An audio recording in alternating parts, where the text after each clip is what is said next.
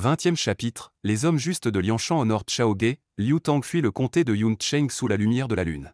Après que Lin Chong a tué Wang Lin, il propose Chaoghe comme leader du repère montagnard, avec Wu Yong et Gong Sunsheng à des postes importants.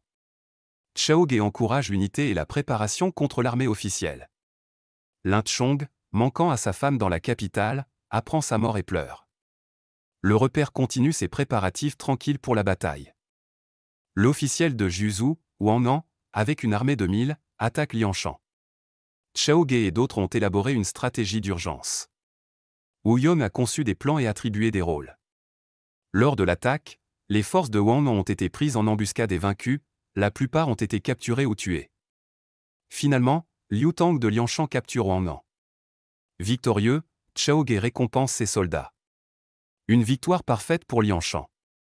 Chaoghe apprend que des marchands passeront, envoyant San Ruan et son équipe pour les voler. Après succès, le butin est partagé et il exprime sa gratitude envers ses camarades. Le gouverneur local se sent sous pression en entendant cela, et le nouveau gouverneur est également inquiet.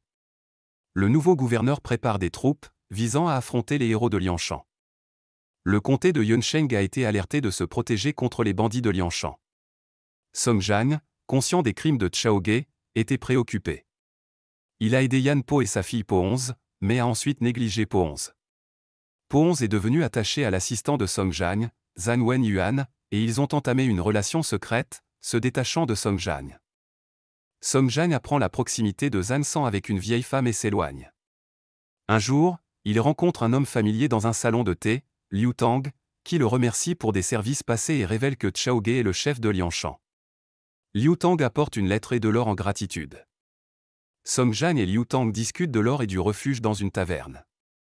Song Jiang suggère que Liu Tang ramène l'or, refusant pour lui-même. Après avoir échangé des lettres, ils se séparent. Liu Tang retourne au refuge.